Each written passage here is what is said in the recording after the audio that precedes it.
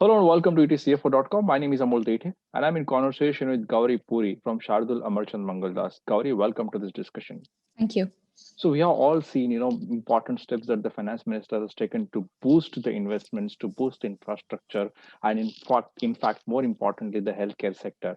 But apart Mhm, from that, there are two, three important things, and I think which are kind of your areas as well, where I would like to mhm, take your attention and your perspective, is specifically about the ITAT, faceless, and the decriminalization. So to begin mhm. with, they are kind of trying to amend the Companies Act to look at the decriminalization. How do you look at this move, and what would be the pros and cons of this particular decision? Sure. So I think that the government's, the whole, let's talk about the faceless ITAT tax proposal first. We know that in the past year, the government's implemented a faceless assessment regime, at least to the level of, the appellate authorities and the tax office. Now, it's been a commendable effort on the part of the government to introduce transparency. But I think one problem that, that people and the common taxpayers facing is in terms of how do you, how do you sort of hook some sort of accountability on the tax authorities? Many times, orders are coming through which are which are negative or which are not well explained or reasoned. In such circumstances, while the government's going ahead and introducing this even at the ITAT level, an accountability mechanic or something to ensure that where relief should be given to the taxpayer comes through. It's not just rejecting everything that goes in the favor of the taxpayer outright. That needs to come in place when we're thinking about the faceless ITT tax proposal. The second, in terms of decriminalization of offences under the Companies Act for procedural offences and so forth, the government's done that in the Companies Act. It now wants to extend that to the LLP front. And of course, both these changes are welcome because you don't want to put that kind of pressure on your enforcement system. And that's a welcome change. Okay, but how do you see the impact of the decriminalization process going ahead? Which are the companies? What kind of procedure? How effective will it be going ahead? So I think what the government did mention was that the decriminalization of procedural offences to a very large extent was already complete as far as Companies Act was concerned. I think what they're trying to do is emulate that under the Limited Liability Partnership Act to put the two, on an equal footing. Mhm. So of course, it's going to reduce the burden on the government in terms of enforcing the provisions, and to a very large extent, to the extent a compounding can be done on those offences. It's definitely a better way to resolve these problems. Will it impact on the current or the existing cases? Because when they're going to drop this, what would be the benefit maybe the corporates or the companies will have? So we'll have to see the fine print for that. Right. My sense is, of course, it's going, it is going to impact the current cases, and to the extent you have any, people facing these kind of, prosecution notices or problems in relation to these offences, they can expect a sigh of relief. Right. Obviously, I mean, we have to yet to see the fine prints, and then perhaps we'll get more explanation on that front.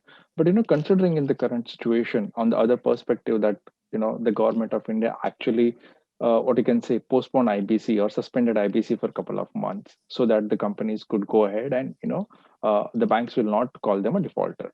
In the same manner, the government is, in my sense or my reading, is somehow trying to take an initiative where if there might be a genuine criminal. I mean, there can't be a genuine criminal, but if something has done wrong, and if that can be improved, something like that, if it can be improved by any what you can say legislation or something like that, it can be done.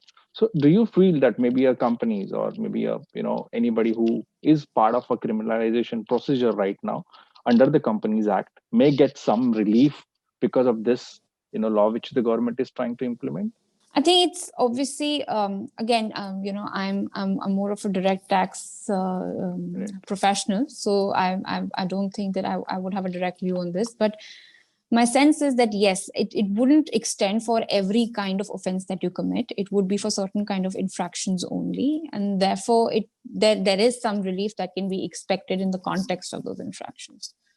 Let me ask you one more question specifically. I mean, you explained about this ITAT, but when I was talking to a lot of CFOs, the sense that I got is, even if you meet the lawyer, even if you meet the, what you can say, the officers of income tax department, and you show them a document and you explain them, still they don't understand things, right? And in the faceless, they don't know how it is going to work or how the officer is going to understand things. So do you see some pros and cons over there? So I think that in the faceless, the biggest pro, of course, was to make sure that everything is transparent. The fact that we sometimes talk about underhand payments and things like that, the opportunities to do something like that is reduced, and that the taxpayer is not harassed. So I think the government has its heart set in the right place.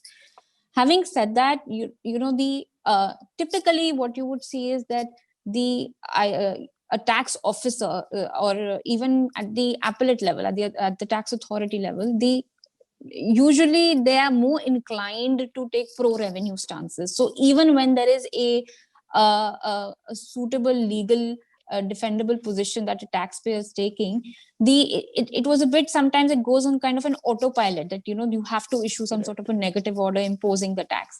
And ITAT was actually the first level where you would get a really an effective hearing, because you have the honorable members of the ITAT who would take a more balanced approach while listening to your case.